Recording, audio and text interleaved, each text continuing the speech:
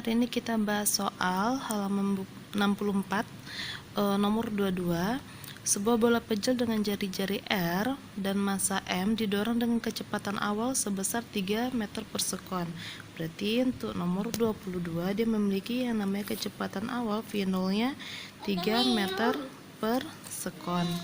Nah, ke atas sebuah bidang miring yang memiliki kemiringan 30 derajat. Ada tetanya 30 derajat. Nah, dengan koefisien gesek kinetik, koefisien gesek berarti mu K kinetik 0,2 dan koefisien gesek statis mu S nya 0,3.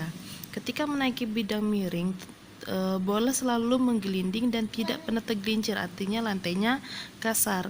Nah, ketinggian maksimum yang dapat dicapai bola adalah hanya H maksimumnya. Ketinggian maksimum dicapai bola berapa? Nah, kalau kita gambarkan sekarang, ini ada bidang miring tadi dengan sudutnya 30 derajat, sebuah bola. Nah, tadi dibilang itu bola pejal ya nak ya. Kalau bola pejal berarti kita tahu inersianya 2/5 mr kuadrat untuk bola pejal. Nah, dia naik nih dengan kecepatan V0 tadi ke atas bidang miring. Nah, anggaplah dia di titik ini. Ini keadaan satunya, ini keadaan duanya.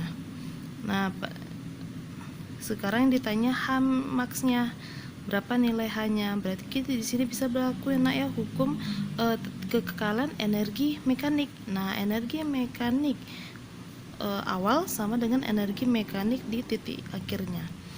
Nah, berarti ada energi kinetik 1 plus energi potensial 1 sama dengan energi kinetik 2 plus energi potensial 2, karena nanti pengaruhnya ke ketinggian, ke H-nya.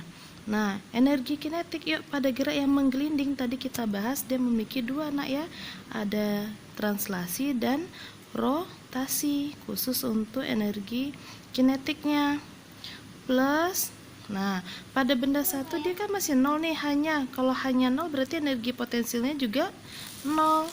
Nah, sama dengan energi kinetik yang kedua, pada dia bilang ketinggian maksimum. Ketika ketinggian maksimum, otomatis energi kinetik yang menjadi 0 karena nanti dia berhenti kan pada saat titik tertinggi benda akan berhenti sejenak. Nah, di situ maka energi kinetik pada keadaan kedua itu adalah 0. Yang dia punya adalah energi potensialnya.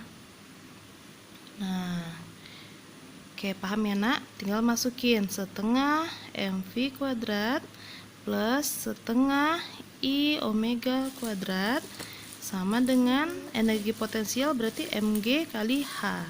H2 inilah yang ditanya maksimum H max-nya tadi. Nah, masukin. Berarti pecah dulu. Setengah mv kuadrat plus setengah I. I-nya tadi momen inersianya 2/5 mr kuadrat. Nah, omega, hubungan omega dengan V, ingat V sama dengan omega R, maka omega sama dengan V per R. Nah, masukin. Berarti di sini omega itu V per R dikuadratkan sama dengan M kali G kali H-nya tadi. H max saja Ibu buat ya. Atau oke lah, tetap H2. Nah, M bisa kita coret. Ya kan? Ini 2 sama 2 coret. V dikuadratkan, R dikuadratkan juga. Maka R kuadrat habis ya nak. Tinggal V kuadrat aja. Nah, yang tersisa setengah V kuadrat plus 1/5 V kuadrat sama dengan G H2. Samakan penyebut 7/10 V kuadrat sama dengan G H2. Ya udah, tinggal masukin aja nilainya. Atau kalau mau dikali silang dulu nggak apa-apa. 7/10 sama kali V kuadrat per G-nya pindah ruas jadi ke bawah ya nak ya, gravitasi.